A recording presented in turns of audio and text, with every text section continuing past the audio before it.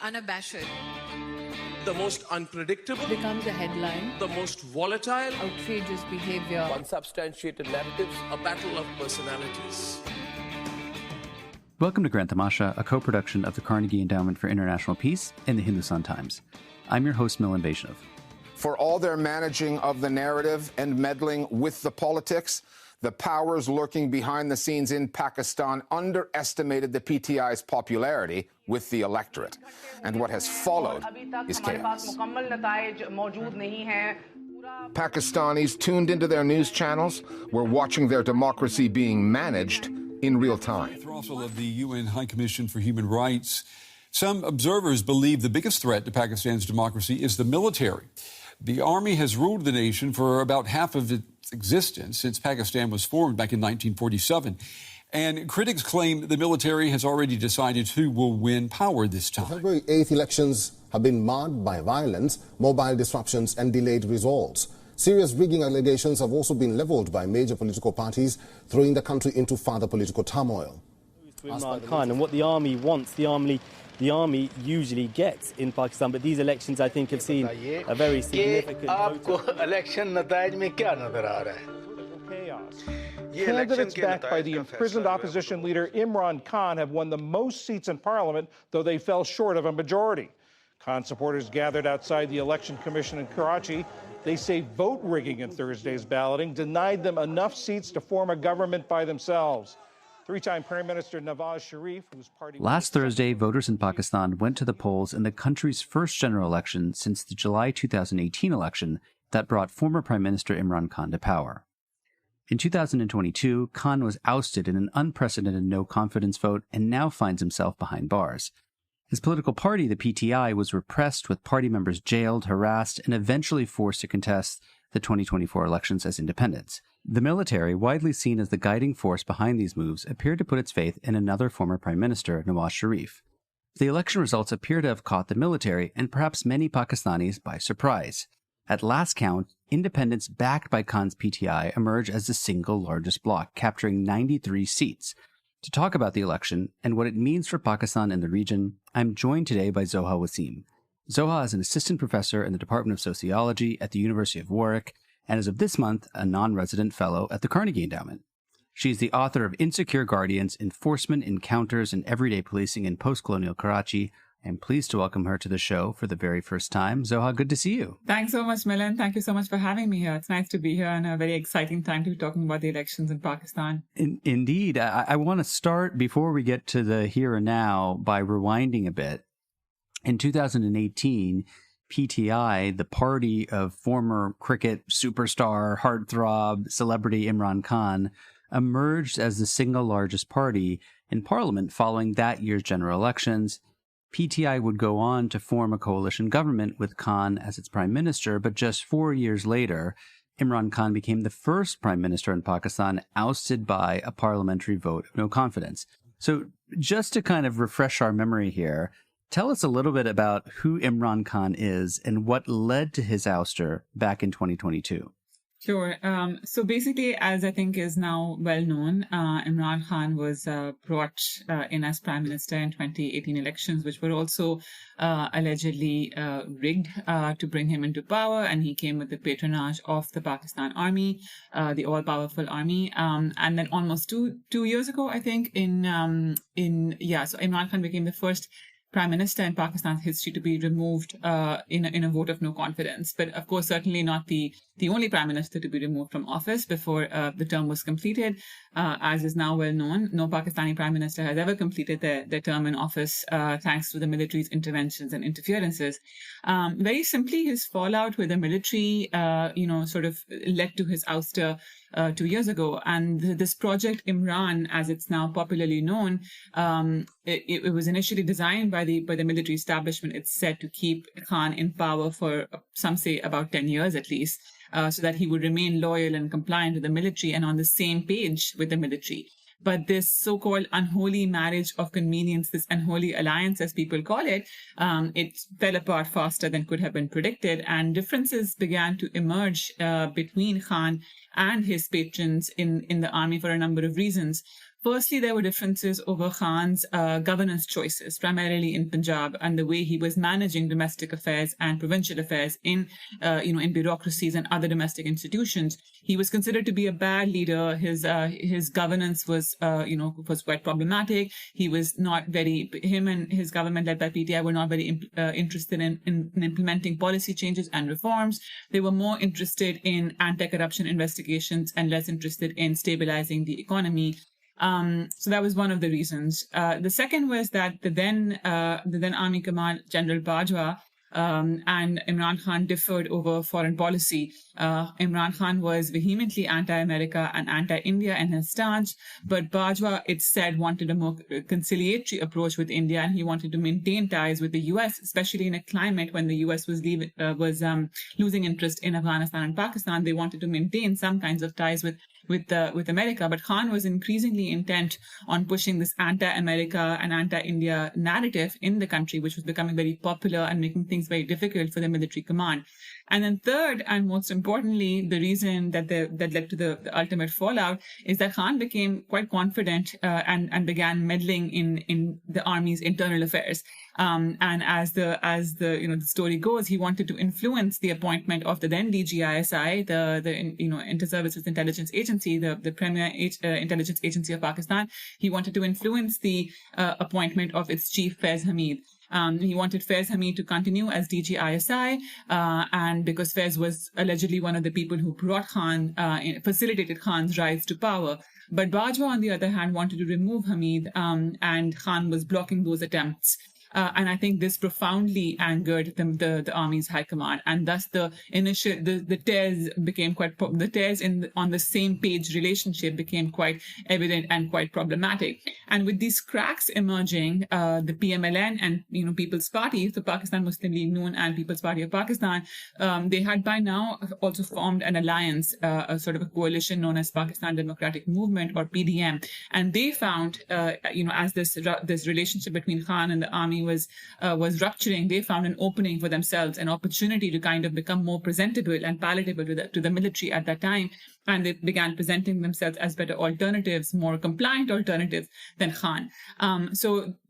These sort of things happened simultaneously, Khan and establishment falling out and the formation of PDM, and then began the plan to remove Khan from office, which led to these conversations around the vote of no confidence dating back to actually 2021, but then those materialized in April 2022, which with the army's blessings, which finally led to Khan's removal from office, and his coalition partners abandoned him. There were defections from Khan's Pakistan Tehreek-e-Insaf, his political party, and those defections led to members joining other political parties, including PMLN and People's Party of Pakistan. So this series of events eventually led to his ouster, and thus also began a sequence of cases and charges being launched at Imran Khan, and eventually leading to his arrest and imprisonment, and that's where he is today. So after he was booted from office, Khan was arrested. He was later convicted on graft charges. Just a few weeks ago, he was convicted in a separate case alleging that he violated the country's Official Secrets Act by leaking the contents of a diplomatic cable shortly before he was forced out as prime minister in 2022. What do we know about the charges, and how much basis is there for them? That's a great question, because there's so many cases right now, and as I understand, the last count said that there was an estimated 150 plus charges against Khan that have been launched over the last couple of years, actually. But I'm not going to go over all 100 of them. I'll just mention a few of the main ones that are essentially being used to keep Khan entangled in, Pakistan's legal and judicial system, and that are keeping him in prison and very much out of sight and out of mind, with the hope that he will sort of drop out of the public consciousness to a certain degree. The first of it, as you mentioned, is called the Cipher case, or it's known as colloquially as the Cipher case, and it concerns very much, this classified cable or diplomatic correspondence that was sent to Islamabad from Washington, D.C., the contents of which Khan made public and sort of allegedly waved that paper in the air at a public gathering. And he said that cipher, that cable, the diplomatic correspondence, was proof of an American conspiracy against Khan American conspiracy that was helping the military remove Khan from power. And then the case is essentially that revealing the contents of the cipher, of this cable, goes again, is in other words, revealing state secrets. And thus, under the Official Secrets Act, in a closed-door trial, he has been sentenced to 10 years imprisonment. I should mention the Official Secrets Act is a colonial-era legislation and very problematic, and his legal team do have a right to appeal. And there's an understanding that, through the appeals process, the decision may eventually go in their favor. But how long that takes, we're not sure. That's one of the cases. And then the few others that are worth mentioning, the second is known as is the gifts case, or the Tosha Khana case, which is basically, allegation and charges leveled against Khan that he has taken state gifts worth millions, him and his wife both, which he cannot legally do, and sold them. So him and his wife have both been awarded jail terms for selling these state gifts. But again, that case is likely going to be appealed as well.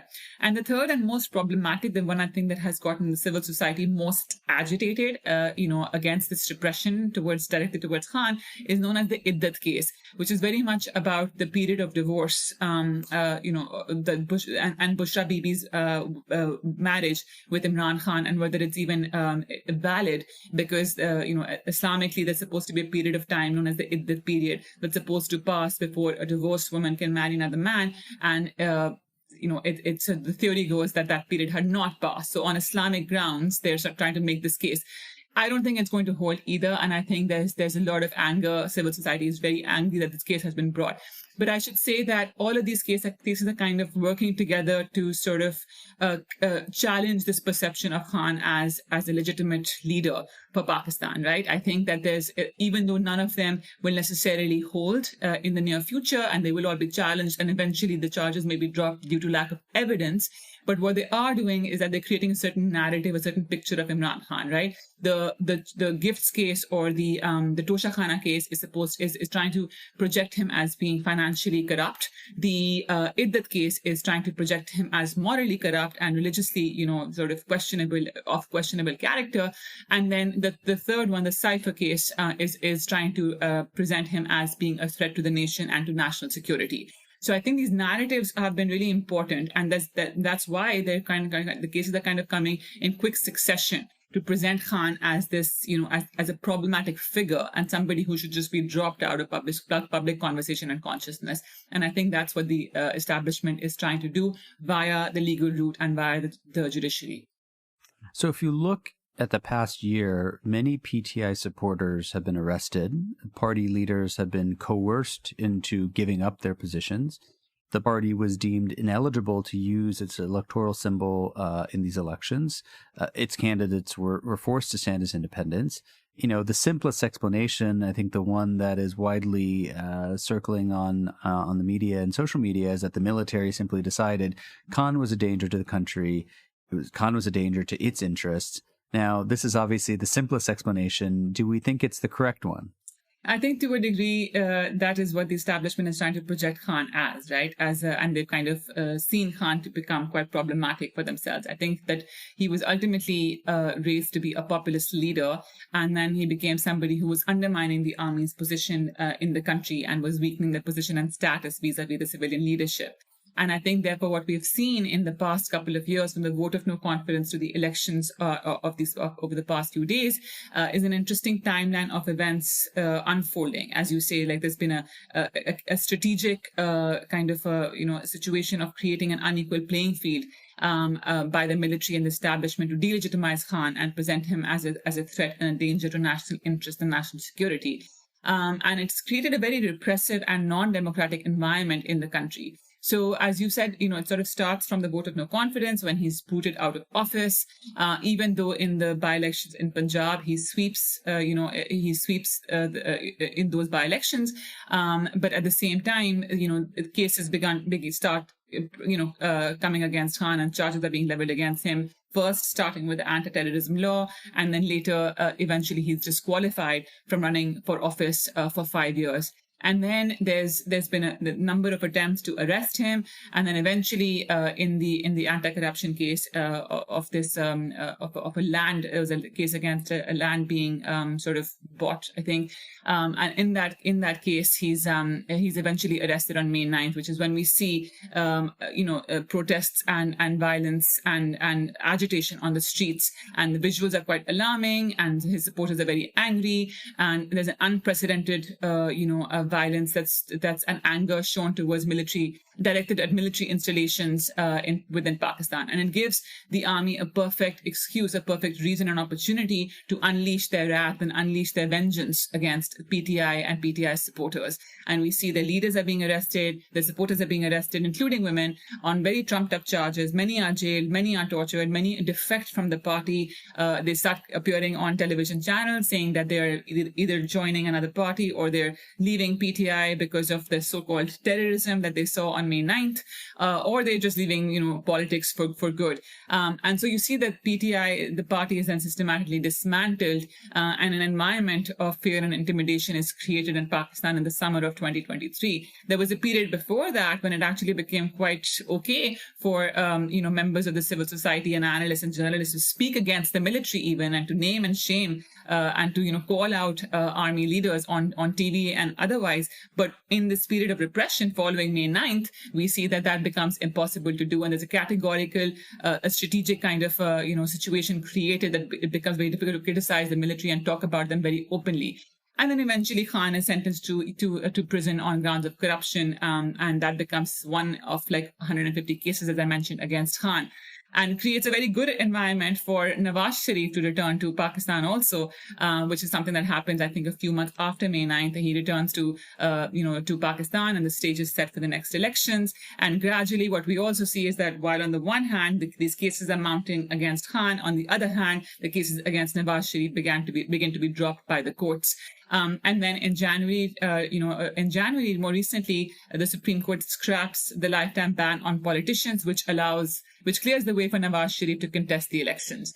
And then to just talk about a little bit more about how the unequal playing field was created, in January. So it's just a few weeks ago, in the days leading up to the elections, we see another case concerning intra-party elections within PTI, which then lead to the symbol, the cricket bat, the party symbol of PTI being taken away, effectively banning Pakistan's Tehreek-e-Insaf from contesting the elections.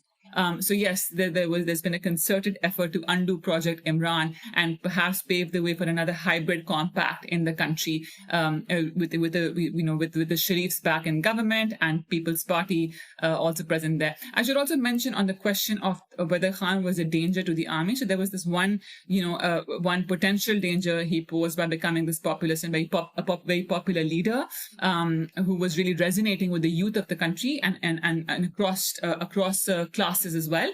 But then there's also the danger of the kind of popularity he held within the ranks of the army itself. So not just in public consciousness, but also how he was very popular within the military itself. And that support that Khan held within and across the ranks within the army meant that he could influence matters internal to the Pakistan military, which became quite problematic because the military has always viewed civilian politicians as these corrupt civilians. So having somebody who could place checks and interfere in the army's internal matters was seen as a red line that no civilian politician can cross. And I think that's when it was decided that Khan had to go.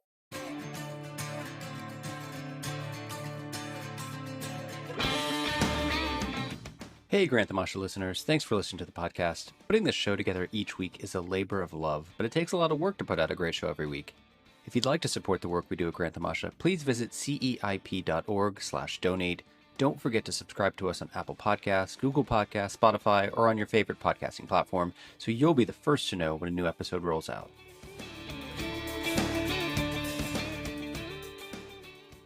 I want to just kind of bring this story up to the present, to Election Day. The day was, to sort of put it in very blunt terms, kind of a hot mess, right? I mean, there was a blanket shutdown of all mobile phone networks. The election results were delayed by many hours. There were all sorts of allegations about vote rigging, about various and sundry dirty tricks. I'd love to just hear your thoughts, Zoa, just on a kind of personal level, as you saw Election Day in Pakistan unfold, sort of, what was your mindset like? I mean, it was definitely a grand tamasha, right? And it was definitely, it was very exciting. I think that it was also exciting because initially in the lead up to the polls, there was this idea that people weren't interested, that there was the momentum, the kind of, the energy that should be, leading up to elections, and the excitement, it wasn't there. Which made people seem quite disheartened and think that voters are not going to turn out, and this is already set and everything is very engineered and the stage has been managed for Nawaz Sharif to come back. And then once the results start coming in, the initial counting begins, the excitement comes because you're suddenly seeing that this is not going as predicted, right? This was certainly not going as per the military's plans, and everyone's appearing very nervous. Everyone's reading of the events leading up to the elections is completely out the window, and everyone has to kind of start from scratch and figure out what has happened, right?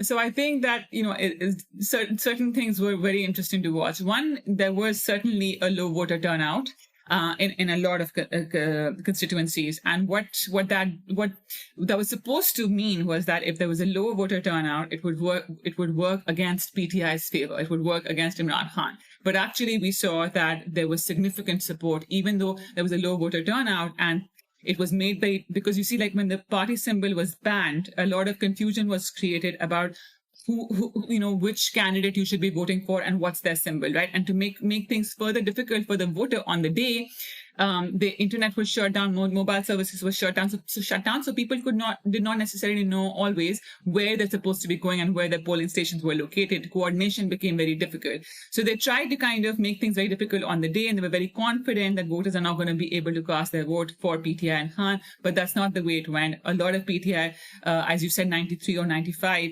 of PTI affiliated candidates are now sort of have won, and this is in spite of the kind of environment of repression, and this is in spite of the fact that media were denied access to polling stations, observers were denied access to polling stations. So I think that there was quite a bit of surprise and shock on the day, and people were quite stunned. And everybody has said that perhaps the army and the military did not anticipate this. They thought that the various repressive tactics and censorship leading up to the day would deter the voter, but I think that was not necessarily the case. So all predictions were challenged on the day, and even though there was an unequal playing field, I think that PTI supporters and PTI workers found a way to kind of be very creative and improvise on the day and be able to kind of come out in favor of Imran Khan, and also show that they were quite frustrated with these cases and what the army was trying to do to kind of delegitimize Imran Khan was not necessarily working. So I want to kind of separate out analytically two things, right? Because on the one hand, what you had and what you described so well in the weeks and months leading up to the election was a kind of fixing of the playing field, right? You basically kind of place your thumb on the scales in order to kind of bring Imran Khan and his party down, and maybe, do other things to prop up Nawaz Sharif and the PMLN and other sort of traditional mainstream political parties. That clearly didn't work, but there are many allegations out there about actual vote rigging on the day of elections. Can you tell us about how credible those allegations are? Is this still a source of controversy in Pakistan today, several days after the election? Absolutely. I think there's been massive uproar against that, and I think the powers that be are trying to get Pakistan to kind of move on from it, and the Elections Commission and the Chief of Army Staff has basically said, accept the results, move on, be happy with what the Election Commission is saying.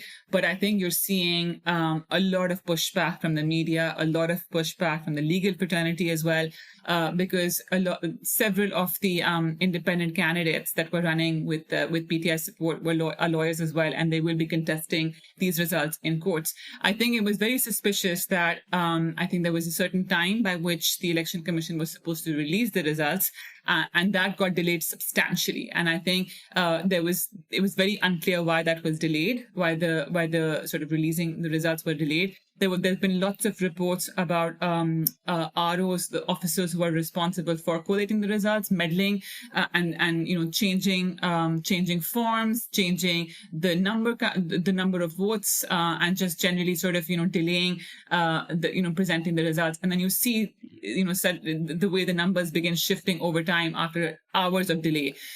So I think there was certainly, a concerted effort, and people are not, generally, I wouldn't say none of the elections are, in Pakistan have been completely free from rigging and certain external interventions. But I think this one particularly, it just became really difficult because of social media, because of everyone just sort of coming out and, sort of watching how Imran Khan would be taken down and what would happen with his party. I think it's become very difficult to hide and sort of, overcome allegations of rigging. I guess there's a question here, Zoha, about how surprised we should be. Because it seemed like if you were reading the press, the conventional wisdom was, this is a done deal. The repression of the PTI is going to work out. These traditional heavyweights will be propped up one way or another. But yet at the same time, there were clearly signs of this kind of undercurrent of popular support for Imran Khan.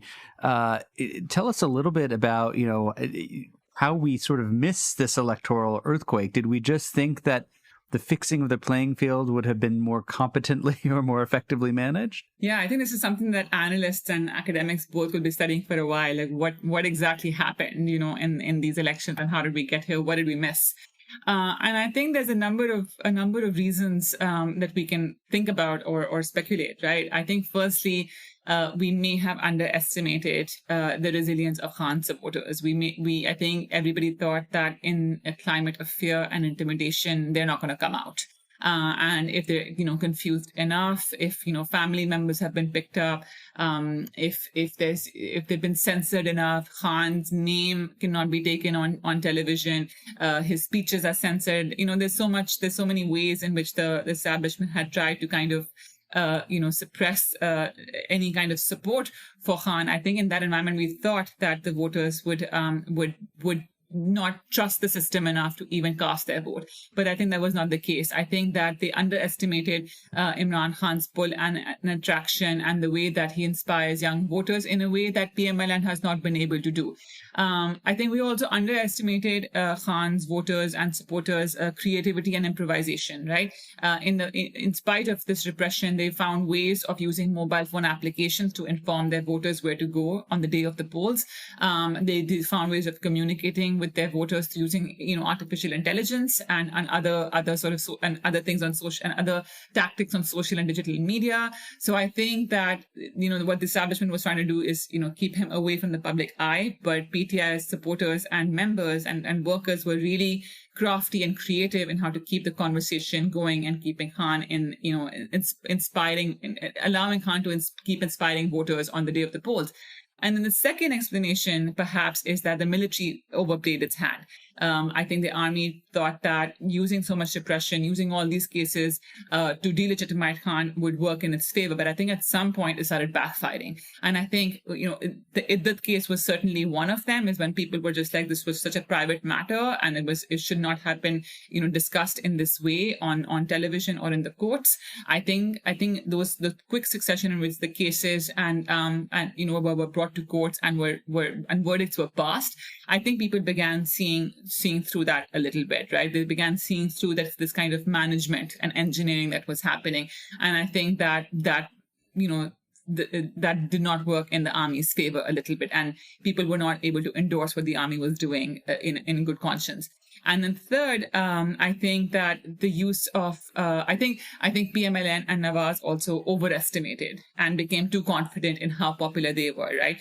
They did not campaign in the elections very proactively. They did not necessarily instill confidence in their voters. They failed to present alternatives beyond the Sharif family. So they, sort of kept playing up this dynastic politics. We started hearing about how it will be either Nawaz Sharif will be prime minister or Shehbaz Sharif will be Assembly, with Maryam Nawaz sort of also being positioned as taking a key position in the Punjab Provincial Assembly, as potentially she's started to be the next Chief Minister of Punjab.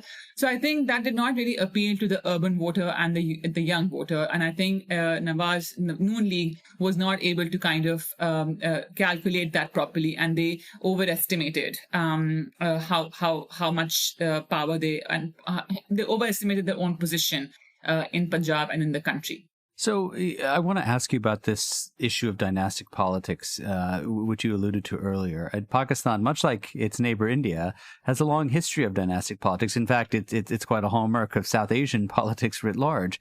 Many of the major political parties in India represent family firms, and to a degree, the same has been true in Pakistan, certainly with the PMLN and the Pakistan People's Party of the Bhutto family. Do you think these results represent a backlash to this sort of politics? Can we be so bold as to kind of make that claim? I think to a degree, perhaps. I think on the one hand, people are quite tired of dynastic families like Pakistan Muslim League and People's Party and People's Party, and they're quite tired of seeing the same faces because with such dynasties have also become we've seen speculations of corruption and other ways in which they've been involved in looting the country, and to put it very plainly, and they have not necessarily given back to the people. So I think the young voter, the urban voter especially, is quite tired of seeing this sort of this cycle being repeated with the same faces and their next of kin being brought into power. But on the other hand, I wouldn't necessarily say that that PTI is free from this kind of dynastic politics. I think while Khan himself is not from that kind of political background, many people in PTI do belong to dynasties such as Shah Mahmud Qureshi. So while PTI does not necessarily represent a true alternative to dynastic politics in Pakistan, the result does indicate that the average voter is a little tired of dynasties such as People's Party and Pakistan Muslim League.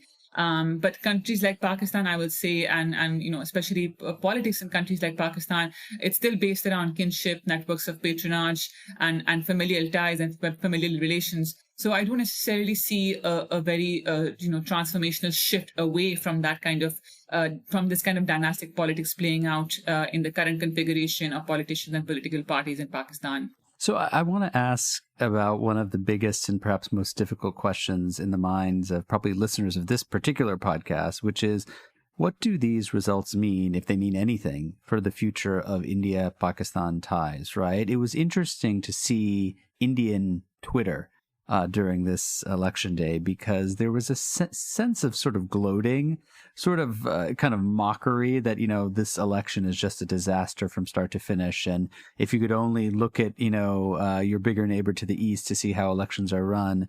But there were other people actually cautioning against that sort of gloating, saying, look, instability in Pakistan, a real rupture between the civilian leadership and the military could be very dangerous.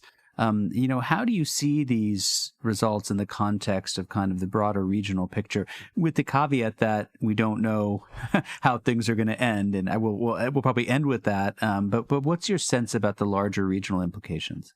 Yeah, so I think it all really depends. It's a complicated question to answer because it all just depends on what kind of political arrangement we will be seeing in Pakistan, and in the near future, what kind of civil-military relationship are we going to be seeing in Pakistan? Who will be the next? Well, first, who will be the next prime minister, and then who will be the next, eventually in a year or two, who will be the next chief of army staff, right? And that configuration, that compact, will determine foreign policy and regional relations as well. I think if we see in the near future, and we can discuss what kind of scenarios will play out, but I think if we see a Sharif-led government, a government that's led by PMLN, then perhaps relations with India might see some improvement, because PMLN and Nawaz Sharif in particular tends to take a more reconciliatory approach towards India. Similarly, People's Party may be open to more diplomatic ties and arrangements with India, but it may not necessarily be open to reconciliation. As we know from recent history, I think a year ago, Bilawal hasn't necessarily taken a very soft stance towards India and has called out the BJP government and Prime Minister Modi in the past. So I don't necessarily, that can go either way. If Bilawal is Prime Minister, Bilawal is Prime Minister, that can go either way. Importantly, we'll also have to see how the army chief, Asim Munir, what kind of stance he will take against India, and how much that will influence the way the foreign ministry and the next government acts, because he's known to Army Chief Munir is known to take a very hard line against India in the recent past. So even if a PMLN government, as may be the case in a few days, the PMLN government may take a reconciliatory approach towards India, but Munir may not be open to do that, in which case will the next government defer to the army when it comes to regional relations and matters with Afghanistan and India? I think that remains to be seen. Of course, if in the unlikely event, I think it's looking less likely now, if an Imran Khan-led government or PTI-led government comes into power at any point, we are likely to see, that they will not take a friendly stance towards India, because Khan has not been in the past very keen on thawing relations with India. So we will have to wait and see. I mean, it seems like if one reads the Pakistani press, the most likely scenario is that you get a kind of rehash of a previous coalition government, some kind of marriage of convenience between the PMLN of Nawaz Sharif and the PPP of the Bhutto family. These are two parties that have no love lost with respect to one another, but might join forces to keep the PTI out, and of course benefit from the spoils of holding office, right? Which are pretty immense. If that is indeed what happens, and I should say that, jockeying to announce that coalition and who would get what position is already underway, what will the reaction of Khan supporters and these PTI-backed independents be? I mean, will its party members take to the streets? Could we see a real showdown, that could have implications for the kind of, Pakistani society between this very disgruntled, kind of insurgent movement, political movement, and the Pakistani military? Yeah, so we'll have to see how things transpire over the next few days, because there's currently, like you said, there's been a lot of wheeling and dealing going on. People's Party and PMLN both are trying to poach independent candidates. There have been some defections, at least one, as of yesterday. I think the last kind of analysis suggested, or the prediction suggested, that the leadership of both parties have met and they've agreed to form some sort of a compact, some sort of a formula of a political arrangement, as they're calling it. And they're speculating at the moment that it might be a shared power arrangement, which might mean that we might initially see a government led by potentially Pakistan's Muslim League Noon for the first couple of years, or perhaps 3 years, and then the next one being led by People's Party of Pakistan, or vice versa. So I think it's pretty much established that the military wants both of these parties, both People's Party and Muslim League, to form the next government. So we are going to be seeing some sort of a power sharing formula or an agreement materializing this week or in the coming days. And I think that leaves PTI with several options and several strategies. So there has been agitation. We are seeing some anger on the streets. There have been protests. The police have been ordered to clamp down on those protests. And I think that's one of the strategies that PTI and its supporters will resort to, taking to the streets, protesting, perhaps protesting for a prolonged duration as they have in the past, reverting back to the days of their sort of container politics or dhanna politics. We may see some of that, but at the same time we may see at the moment PTI is talking to smaller parties with the hope that they can form a solid bloc as an opposition in the parliament. So that's another strategy that they will are likely to employ, is that they sit in the parliament in opposition and exert pressure from that arena. The third thing that might happen, so in addition to the protests on the street, in addition to kind of them forming a strong opposition in the parliament, what we're going to be seeing is also the fight playing out in the legal arena, in the judiciary, right? And because courts are going to be drawn into this sort of conflict between PTI and the establishment, and we're going to be seeing several cases being brought to courts to contest the results of these elections. So we're going to see some of that also. And then finally, what we might also see is that, Imran Khan and senior PTI leadership might eventually, perhaps, become more open to talks with the army as well. I wouldn't rule that past, even though there's been a fallout and they are victims of this new political arrangement being engineered by the army. I would not put it past Imran Khan to be open to some sort of talks or deals with the army should the time be right. But it all depends on whether Asim Munir or the next chief will be willing to even consider that. So a lot of it depends on how the arrangement is finalized over the next weeks. And then I reckon PTI will have a number of strategies at its disposal, and they will employ many of them simultaneously. My guest on the show this week is Zoha Wasim. She is an assistant professor in the Department of Sociology at the University of Warwick and the author of Insecure Guardians, Enforcement, Encounters, and Everyday Policing in Post-Colonial Karachi. Zoha, I know it was a long weekend, many late nights. There's still a lot of uncertainty about what the future holds, but thank you so much for taking the time to join us today. Thank you so much for having me. Grant Tamasha is a co-production of the Carnegie Endowment for International Peace and the Hindustan Times. This podcast is an HT Smartcast original and is available on htsmartcast.com. You can also find us on Apple Podcasts, Google, Spotify, or wherever you get your podcasts. Don't forget to rate and review. It helps others find the show more easily. For more information about the show and to find the writing we mentioned on this week's episode, visit our website, granttamasha.com. Tim Martin is our audio engineer, and Mira Verghese is our executive producer. Thanks for listening, and see you next week. This was a Hindustan Times production brought to you by HT Smartcast. HT Smartcast.